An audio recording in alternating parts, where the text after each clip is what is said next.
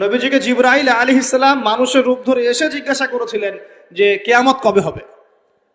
নবীজিকে জিবরাইল আলাইহিস সালাম মানুষের রূপ ধরে সবার সামনে জনসমক্ষে এসে জিজ্ঞাসা করেছেন কিয়ামত কবে হবে। নবীজি বলছেন মাত্র দুটো আলামত বলেছেন। কয়টা ভাই? দুইটা। একটা হচ্ছে আনতালিদাল আমাতু রাব্বাতুহা, দেখবে যখন দাসী মনিবকে জন্ম দিচ্ছে। দাসী মনিবকে জন্ম দিচ্ছে মানে কি, সমাজের ন্যায় অন্যায়, হক বাতিল, হালাল হারাম, এই যে মানদণ্ড সব উল্টে যাবে। হালাল হবে হারাম, হারাম হবে হালাল, ন্যায় হবে অন্যায়, অন্যায় হবে ন্যায়, হক হবে বাতিল, বাতিল হবে হক, জায়েজ নাজায়েজ, নাজায়েজ জায়েজ। হ্যাঁ, মানুষ এই মানদণ্ড চেঞ্জ করে না এখন। বুঝতে পারছেন না মনে হয়? এখন সমাজে সত্য মিথ্যা, ন্যায় অন্যায়ের মানদণ্ড কি কোরআন সুন্নাহ এখনো টিকে আছে? এখন মানুষ নিজে যেটা ন্যায় মনে করে সেটাই ন্যায়, নিজে যেটাকে অন্যায় মনে করে সেটা অন্যায়, নিজে যেটাকে ভালো মনে করে সেটা ভালো, নিজে যেটাকে খারাপ মনে করে সেটা খারাপ। আল্লাহ যেটাকে হালাল করে দিয়েছেন মানুষ হারাম করে নিচ্ছে, আল্লাহ হারাম করে দিয়েছেন মানুষকে হালাল করে নিচ্ছে। হচ্ছে কি না এগুলা? তো এই যুগ চলে আসে নাই যে দাসী মনিবকে জন্ম দিচ্ছে না? মানে মানদণ্ড উল্টে গেছে। আমার কথা কি বুঝতে পারেন? মানদণ্ড উল্টে গেছে, জিনিস ভালো মন্দের, ন্যায় অন্যায়, হক বাতিলের মানদণ্ড উল্টে গেছে। বলেন তো সত্য মিথ্যার মানদণ্ড কি? আমার বুদ্ধি না আল্লাহর ওহী? কোনটা? সত্য মিথ্যা, ন্যায় অন্যায়, হক বাতিলের চূড়ান্ত মানদণ্ড কি? আমার বুদ্ধি নাকি আল্লাহ পাকের কোরআন সুন্নাহ? কোনটা? কিন্তু সমাজে কি সেটাই বাস্তবায়িত আছে 100%? 50%ও কি আছে? তো এই সমস্যাটা কি চলছে কিনা, তার মানে কি আমাদের এই বড় আলামতটা আমরা দেখছি কিনা? দেখছি। গেল দুই নম্বরটা নবী বলছেন ওয়া আনতারাল হুফাতাল উরাতাল আলাতা রিয়া আশাই ইয়াতাতাওয়ালুনা ফিল বুনিয়ান। নবীজি বলছেন যখন দেখা যাবে সমাজের সবচেয়ে দরিদ্র শ্রেণীর মানুষ, স্যান্ডেল কেনার টাকা ছিল না, কাপড় পরার টাকা ছিল না, এই শ্রেণীর মানুষ, রাখাল মানে গরু ছাগল চড়াতো, এই শ্রেণীর মানুষ উঁচু উঁচু অট্টালিকা নির্মাণের প্রতিযোগিতা করবে। ভালো করে বোঝেন, নবীজি বলছেন না ধনীরা, সমাজের ধনীরা অট্টালিকা নির্মাণের প্রতিযোগিতা করবে। নবীজি এই কথা বলছেন না হাদিসে। নবীজি বলছেন সবচেয়ে দরিদ্র শ্রেণীর মানুষ, রাখাল শ্রেণীর মানুষ, স্যান্ডেল নাই, গায়ে জামা নাই, এরা উঁচু উঁচু অট্টালিকা নির্মাণের প্রতিযোগিতা করবে। করছে কিনা? কিভাবে সম্ভব এই শ্রেণীর মানুষের অট্টালিকা নির্মাণ না, নির্মাণের কম্পিটিশন করা কিভাবে সম্ভব? এক, সুদের মধ্য দিয়ে; দুই, করাপশন দুর্নীতির মধ্য দিয়ে; তিন, অন্যের সম্পদ আত্মসাৎ করার মধ্য দিয়ে। এই সমস্যাগুলো চলছে কিনা সমাজে? এরাই যখন 10-20 তলা বিল্ডিং উঠাবে তখন তো আর মানুষকে মানুষই মনে করবে না। বুঝতে পারছেন না মনে হয়? এদের তো কোনো পড়াশোনা নাই, কোনো ব্যক্তিত্ব নাই, কোনো দিনই এলেম নাই, রুচিবোধ নাই, কালচার না, সামাজিক না, এর তো মানে অসামাজিক। এরা যখন, এদের হাতে যখন আপনি সম্পদ চলে যাবে, এরা তো সাধারণ মানুষকে মানুষই মনে করবে না, গরিব মানুষকে কিছুই মনে করবে না, ও মনে করবে আমি সবকিছু। আমরা দেখেছি যার একটা বাড়ি আছে ঢাকায়, ও মানুষকে মানুষই মনে করে না, মানুষকে মানুষই মনে করে না, যে মনে করে আমি শহরের মালিক। হ্যাঁ, কি একটা অবস্থা মানুষের মধ্যে, যে কি অহংকার, কি আত্ম অহংকার, এই দালান কোঠার যে অহংকার। এই সমস্যাগুলো হলে আল্লাহ ভূমিকম্পতে ধসায় দিবেন না? দেখেন নাই কয়দিন আগে কি হলো? গতকালকে যে কোটিপতি ছিল তার পরের দিন রুটি নিয়ে দাঁড়ায় আছে, গতকালকে আইসক্রিম বিক্রি করেছে নাচানাচি করে, তার পরের দিন বসে আছে, কিচ্ছু নাই। আল্লাহ পাক এই পাপগুলা দেখে সবর করেছেন, ধৈর্য ধরেছেন। ধৈর্য ধরে এক সময় যখন আল্লাহ পাকের আযাব চলে আসছে, একবারে সব সমূল উৎপাদিত হয়ে গেছে। আমরা তো কারো দুঃখে খুশি না, বরং এগুলো সারা দুনিয়ার মুসলমানদের জন্য শিক্ষা। সারা দুনিয়ার মুসলমান যে যেখানে আছি, আমাদের সবার জন্য এটা শিক্ষা। এই পাপগুলোতে আমরা লিপ্ত হই, আল্লাহ পাক ছাড় দিলেও ছাড়বেন না। আল্লাহ পাক ছাড় দিবেন কিন্তু ছাড়বেন না। মানুষের মধ্যে এখন সম্পদের যে অহমিকা, গরিব মানুষকে মানুষই মনে করে না, খেটে খাওয়া মানুষকে মানুষই মনে করে না, রিক্সাওয়ালা যারা নিম্নবিত্ত, নিম্ন মধ্যবিত্ত, চা বিক্রি করে, পানের দোকান করে, হালাল খায়, কৃষক, এই মানুষগুলোকে এখন বড় লোকরা মানুষই মনে করে না। আর জাকাত তো দেয়ই না, জাকাত তো তার উপরে ছিল ফরজ, ওই জাকাত তো দেয়ই না যে এই খাবার তার কাছে পৌঁছাবে। উল্টা কিভাবে তাদের সম্পদ লুটে পুটে খাওয়া দেয় সেই বুদ্ধি। আবার দিলেও যে কত শর্ত, বাপরে বাপ। তো কিছুটা মনের কষ্ট থেকে বললাম কথাগুলো আর কি, যে আসলে আপনি যখন কোরআন এবং সুন্নাহর জ্ঞানী হবেন না, তখন অন্যকে সম্মান দিতে পারবেন না। আমরা বড় বড় স্লোগান দিই যে অমুক অমুকের সেবক, অমুক অমুকের সেবক, আসলে সেবা সত্যিকার অর্থে করছি? আল্লাহ পাক তার রাসূলের মাধ্যমে জানিয়েছেন, এই হাদিসটা একটু শোনেন তারপর সামনে যাই। আল্লাহ পাক তার রাসূলের মাধ্যমে আমাদেরকে জানিয়েছেন, শোনো, আলা কুল্লুকুম রাইন, তোমাদের প্রত্যেকে হচ্ছে দায়িত্বশীল। তোমাদের প্রত্যেকেই দায়িত্বশীল। কেউ পরিবারের দায়িত্বশীল, কেউ ব্যবসা প্রতিষ্ঠানের দায়িত্বশীল, কেউ তোমার চাকরির প্রতিষ্ঠানের দায়িত্বশীল, কেউ সামাজিক দায়িত্বে আছো, কেউ প্রশাসনে, কেউ পররাষ্ট্র ইত্যাদি। তোমাদের প্রত্যেকেই দায়িত্বশীল। কুল্লুকুম রাইন ওয়া কুল্লুকুম মাসউলুন আন রাইয়াতি, এবং তোমাদের প্রত্যেককে যার যার দায়িত্ব সম্পর্কে আল্লাহ কিয়ামতের মাঠে জিজ্ঞাসা করবে। আমরা কি উত্তর দেওয়ার জন্য প্রস্তুত আছি ভাই? সবার আগে আমি দেখি, আমি আমার উপর দায়িত্বশীল না? মনে করেন আমি বা আমাদের মতো যারা আছেন, যারা দায়ী ইলাল্লাহ, আলেম ওলামা, যারা উম্মার জন্য ভালো চিন্তা করেন, জনগণকে পথ দেখানোর চেষ্টা করেন, তাদের উপর সবচেয়ে বড় আমানত হচ্ছে কোরআন এবং হাদিস। তাদের উপর সবচেয়ে বড় আমানতটা কি? কোরআন এবং সুন্নাহ। এই জ্ঞানটাকে সত্যটাকে স্পষ্ট করে দেওয়া, এইটার আলোকে সত্য মিথ্যাকে স্পষ্ট করে দেয়া। কতজন মানুষ এই কাজটা করতেছে? শোনে, সুদের পরিণাম ধ্বংস হবেই হবে, আজ হোক আর কাল হোক, সুদ ধ্বংস হবেই হবে। সারা দুনিয়া এখন দেখছে যে সুদ কিভাবে ধ্বংস হয়। সারা দুনিয়া এখন দেখছে সুদ কিভাবে ধ্বংস হবে। মনে রাখবেন, এর ফলে শুধু এক শ্রেণীর মানুষই লাভবান হবে। কোন শ্রেণী? যারা বুর্জোয়া শ্রেণী, যারা পুঁজিবাদী শ্রেণী, যারা ধনিক শ্রেণী, যাদের হাতে সম্পত্তি কুণ্ঠিগত থাকবে, এরা হয়তো পার পেয়ে যাবে এই দুনিয়াতে। কিন্তু মধ্যবিত্ত শ্রেণী আর নিম্ন মধ্যবিত্ত শ্রেণীর জীবনে এমন দুর্ভোগ নেমে আসবে সামনে, দেখে নিয়েন কি হয়। সুদের পরিণতি হচ্ছে ধ্বংস। সুদের পরিণতি মানেই ধ্বংস। সুদ যখন চালু হবে, তখন আল্লাহ পাক কোরআনে বলছেন, ও যে ব্যক্তি সুদ খেলো সে যেন আমার এবং আমার নবীর সাথে যুদ্ধ করলো। একটা বলি তাহলে বুঝবেন, সূরা বাকারায় 279-80 এই আয়াতগুলোর দিকে আছে, 79-80। আল্লাহ পাক বলছেন, ইয়া আইয়ুহাল্লাযীনা আমানু, হে মুমিনগণ, ইত্তাকুল্লাহ, তোমরা আল্লাহকে ভয় করো। আল্লাহর কথা সহজ না? তোমরা আল্লাহকে ভয় করো। ওয়াযারু মা বাকিয়া মিনার রিবা, সুদ ছেড়ে দাও। সুদের অবশিষ্ট অংশ ছেড়ে দাও, মানে সুদ ছেড়ে দাও। ওয়া ইল্লাম তাফআলু, যদি তোমরা সুদ না ছাড়ো, ফাআযানু বিহারবিন মিনাল্লাহি ওয়া রাসূলিহি, তাহলে আল্লাহ এবং তার রাসূলের সাথে যুদ্ধের ঘোষণা শুনে রাখো। মনে রাখবেন, সময় এর নিয়ন্ত্রণ আল্লাহর হাতে। আমাদের কাছে অতীত, বর্তমান, ভবিষ্যৎ এই বিষয়গুলো আছে, আমাদের টাইম ফ্রেমের মধ্যে এটা আছে।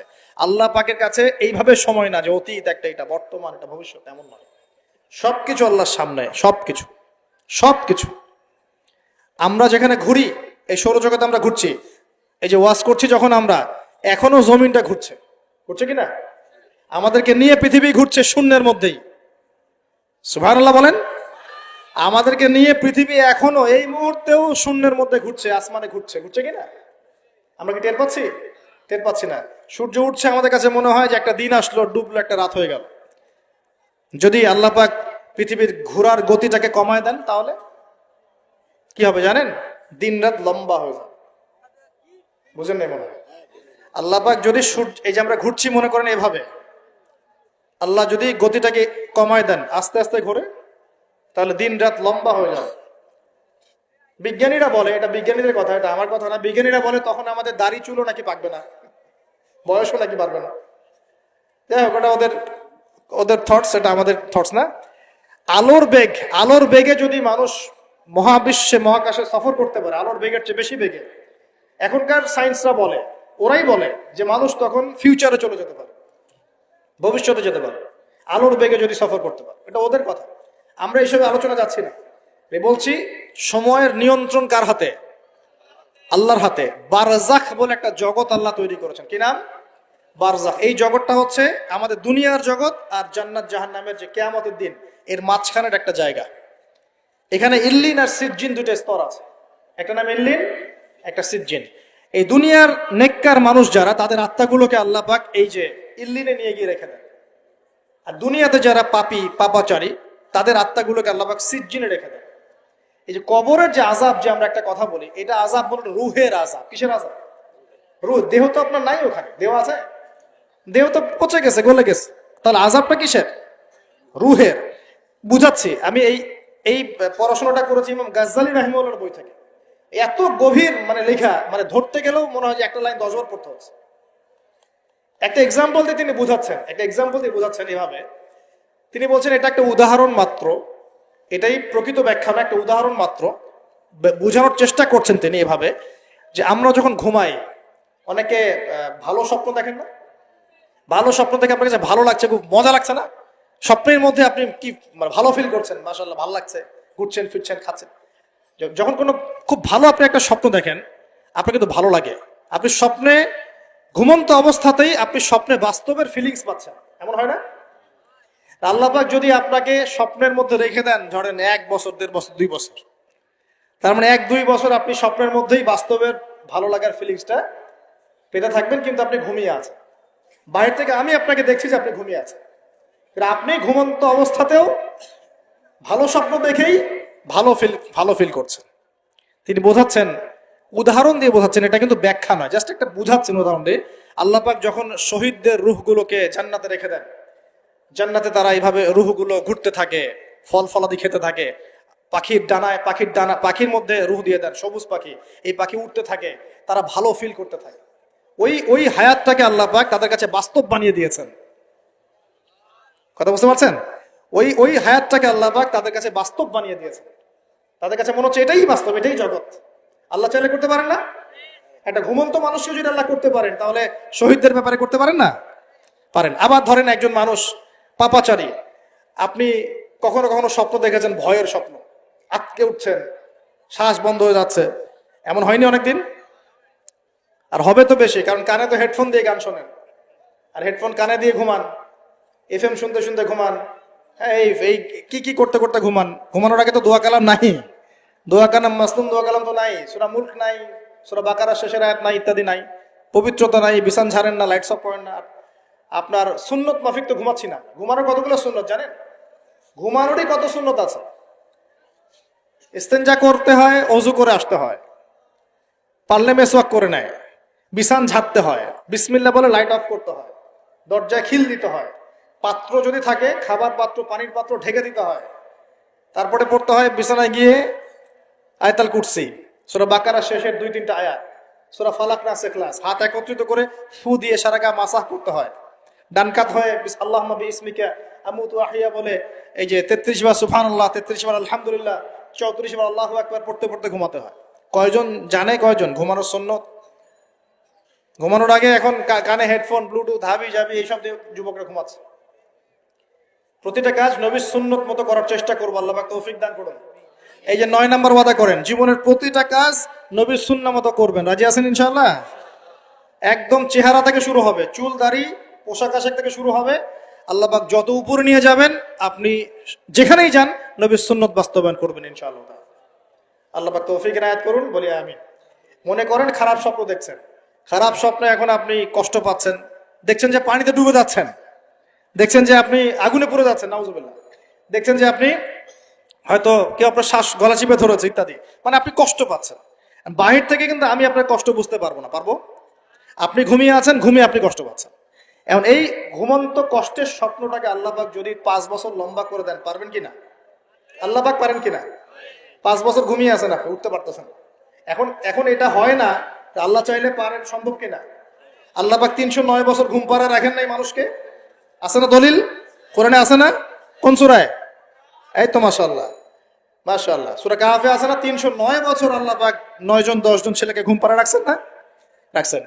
তো এখন মনে করেন যে আল্লাহ পাক আপনাকে ওই কষ্টের আযাবটাকে লম্বা করে দিলেন, কষ্টের ওই স্বপ্নটাকে লম্বা করে, তাহলে আপনি কিন্তু ঘুমের মধ্যে কষ্ট ফিল করবেন।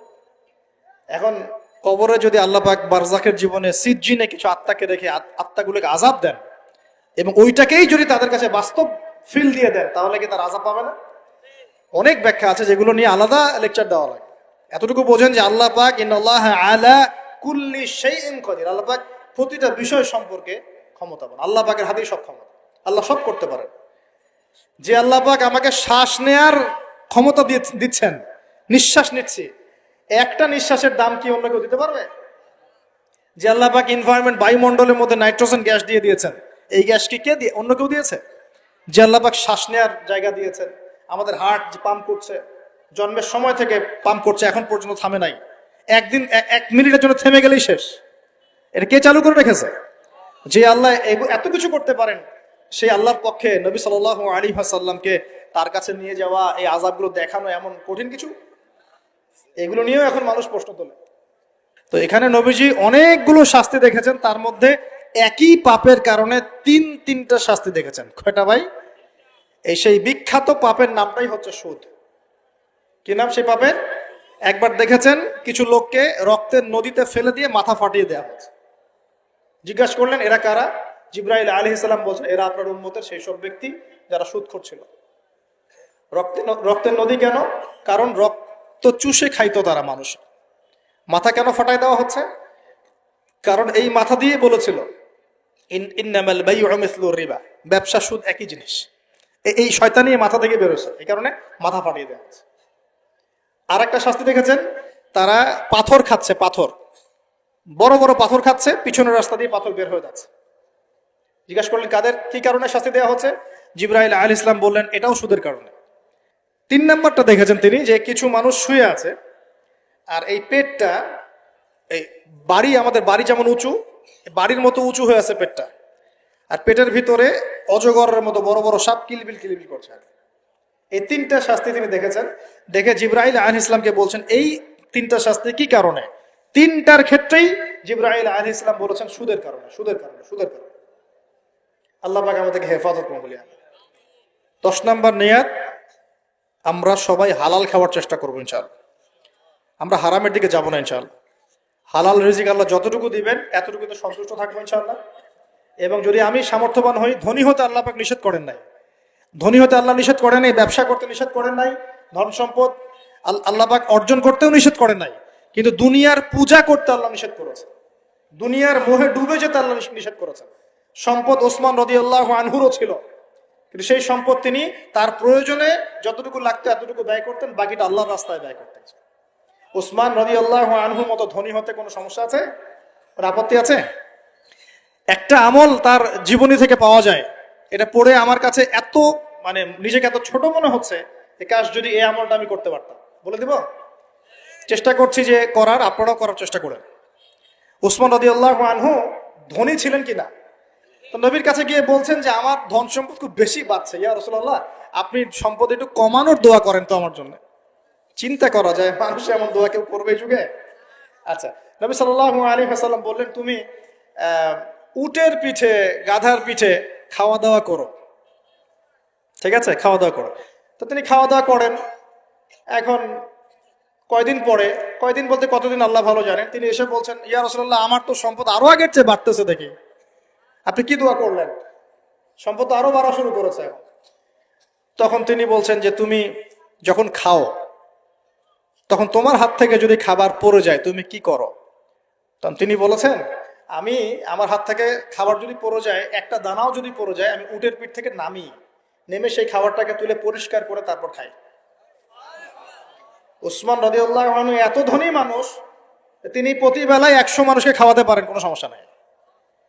তিনি একাই তাবুকের যুদ্ধে 30,000 সৈন্যের দায়িত্ব নিয়েছেন। 30,000 সৈন্য 3 মাস যাবে, যাত্রা বিরতি করবে, খাবে দাবে, তাদের ঘোড়া অস্ত্রশস্ত্র সব দায়িত্ব একজন ব্যক্তি বহন করেছেন, ওসমান রাদিয়াল্লাহু আনহু। কত বড় ধনী আপনি চিন্তা করেন। উনার মতো ধনী কোন পররাষ্ট্রমন্ত্রীও নাই পৃথিবীতে, এখন কোন বিশ্ব নেতাও নাই উনার মতো ধনী, এখন কেউই নাই। আর উনি কিন্তু তার এই ধন সম্পদ সুদের মধ্য দিয়ে অর্জন করেন নাই, তার ধন সম্পদ দুর্নীতির মধ্য দিয়ে অর্জন করেন নাই। তার ধন সম্পদ তিনি কিন্তু এই যে অন্যের সম্পদ অন্যায়ভাবে দখল করে অর্জন করেন নাই। তিনি সম্পদ অর্জন করেছেন বৈধ পন্থায়, হালাল ব্যবসা করেছেন। ব্যবসা করেছেন নাকি না? এই যে আমল, তো নবীজি বলছেন যে তোমার আমল যদি এমনই হয় তাহলে তোমাকে আল্লাহ পাক সম্পদ দিবে না, কাকে সম্পদ দিবে? তুমি আল্লাহ পাকের যে সম্পদ রিজিকের যে শুকরিয়া আদায় করো, কৃতজ্ঞতা প্রকাশ করো যে আল্লাহ আমাকে ভালোবেসে রিজিকটা দিয়েছেন, আমার হাত থেকে পড়ে গেছে আমি তুলে খাই। এই যে আল্লাহ পাকের নেয়ামতের প্রতি তোমার যে শ্রদ্ধা, যে সম্মান, এর শুকরিয়া স্বরূপে আল্লাহ পাক তোমাকে এরকম সচ্ছল বানায় দিয়েছেন, আর তো কিছু করার নাই। তো ওসমান রাদিয়াল্লাহু আনহুর মতো ধনী হতে কোনো সমস্যা আছে? তিনি কৃপণ ছিলেন না, তিনি আল্লাহ পাকের নেয়ামতের শুকরগুজার ছিলেন। ভুল ব্যাখ্যা নিবেন না, তিনি আল্লাহ পাকের নেয়ামতের শুকরগুজার ছিলেন। আমরা আল্লাহ পাকের নেয়ামতের শুকরিয়া আদায় করবো ইনশাআল্লাহ, এবং যে রিজিক আল্লাহ আমাদেরকে দিয়েছেন এতে সন্তুষ্ট থাকবো ইনশাআল্লাহ, এবং হালাল ভাবে চলার চেষ্টা করব। আল্লাহ পাক আমাদেরকে ধন দিলে সেই ধন সম্পদ যতটুকু আমার পরিবারের জন্য প্রয়োজন, বাড়তিগুলো আমরা আল্লাহর পথে দান সাদাকা করবো ইনশাআল্লাহ তাআলা। আল্লাহ পাক আমাদের সবাইকে আল্লাহর রাস্তায় দান করার তৌফিক এনায়েত করুন, আমিন।